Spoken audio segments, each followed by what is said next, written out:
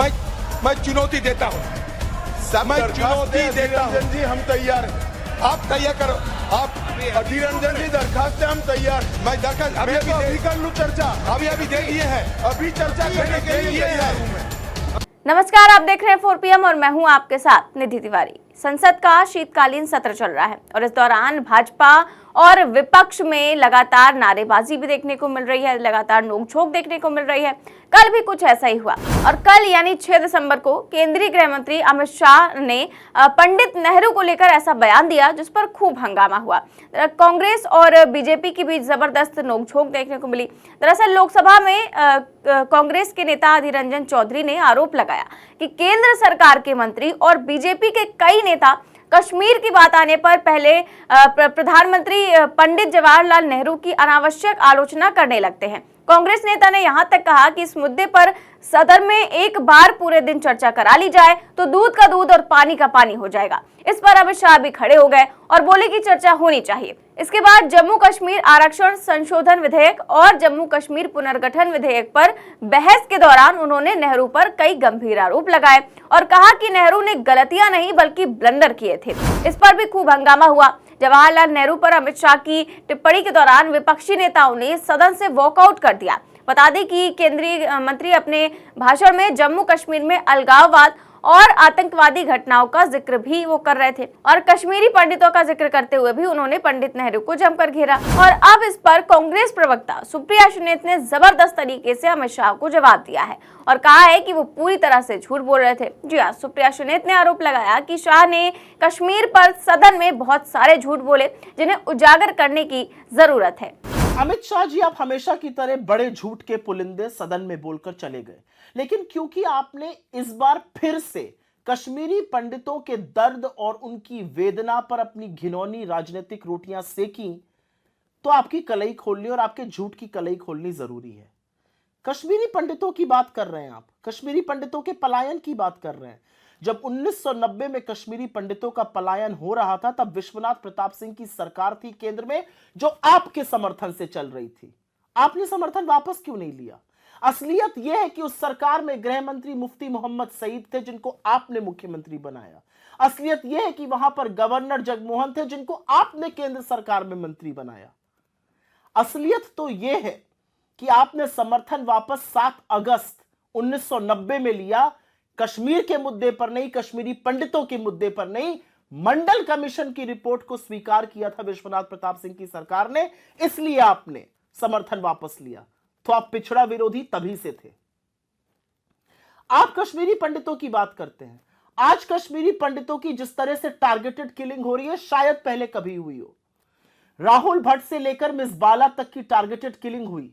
कश्मीरी पंडित आपसे मिलने के लिए बेचैन रहे, आज भी धरना और अनशन पर बैठे हैं। उन पर लाठियां बरसाने का, उनको करंट के तार लगाने का काम आपकी सरकार ने किया।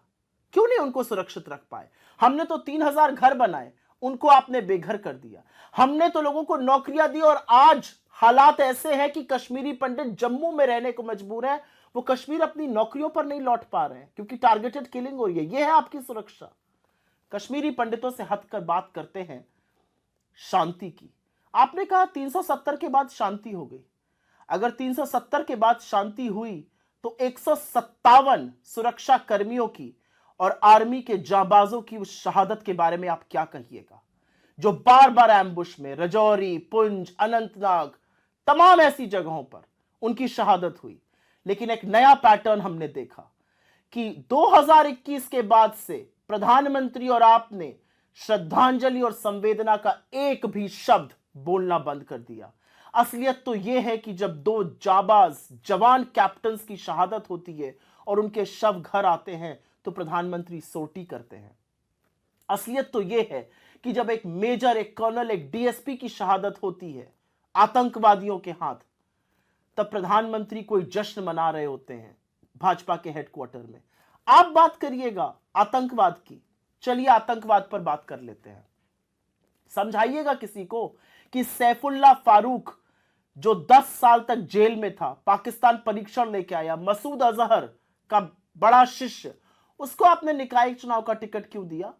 आपने तारिक अमीर को विधायकी का टिकट क्यों दिया? उनका ट्रैक रिकॉर्ड कोई जानता नहीं है क्या?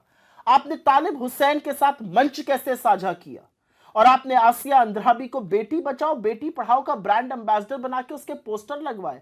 वो पाकिस्तान जिंदाबाद और उनके समर्थन के नारे लगवाती है और पाकिस्तान जाकर ट्रेनिंग पाके आती है। यह है आपका वतन परस्ती, यह है आपकी असलियत। बता पाएंगे कि बार बार आप आतंकवादियों को गले क्यों लगाते हैं? और एक बात और, ऐसा क्यों होता है कि जब जब भाजपा की केंद्र में सरकार होती है तभी रघुनाथ टेंपल पर प्रहार होता है, तभी अमरनाथ यात्रा पर प्रहार होता है, हमला होता है? ऐसा क्यों है? किसको बचा पाए आप कश्मीर में?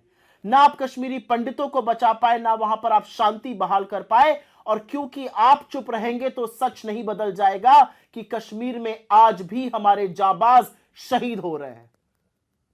और जब तक आप इन बातों का जवाब नहीं दीजिएगा, कश्मीरी पंडितों पर और पिक्चरों की और पिक्चर हॉल की बात मत करिए, क्योंकि असली पिक्चर तो देश देख रहा है। और देश देख रहा है कि आज भी आपकी नाक के नीचे टारगेटेड किलिंग होती है, आज भी आपकी नाक के नीचे जाबाजों की शहादत होती है, आज भी आपकी नाक के नीचे आप दुर्दांत आतंकवादियों को गले लगाते हैं।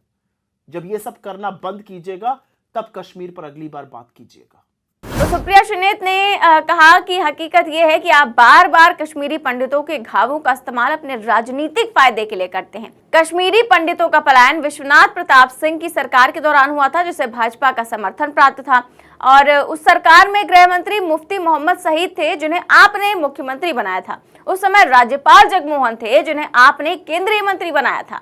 और इसके बाद आप कह रहे हैं कि गलती जो है वो नेहरू की थी। आगे उन्होंने ये भी आरोप लगाया, उन्होंने कहा कि हमारी सरकार ने कश्मीरी पंडितों के लिए घर बनाए और आज फिर आपने उन्हें बेघर होने के लिए मजबूर कर दिया है। इसके अलावा उन्होंने आतंकवाद का भी मुद्दा उठाया कि किस तरह से आतंकवाद को लेकर भाजपा बात तो करती है लेकिन दोगली साबित होती है। तो अमित शाह जैसे ही कल चर्चा कर रहे थे सदन में, तो अधीर रंजन चौधरी ने तो उठकर उन्हें अच्छे से जवाब दिया ही, और आज सुप्रिया श्रीनेत ने भी वीडियो जारी कर हर झूठ का पर्दाफाश भी कर दिया। आपकी इस खबर पर क्या राय है, हमें कमेंट बॉक्स में जरूर बताएं। देश और दुनिया की तमाम बड़ी खबरें जानने के लिए देखते रहिए 4PM न्यूज नेटवर्क। नमस्कार।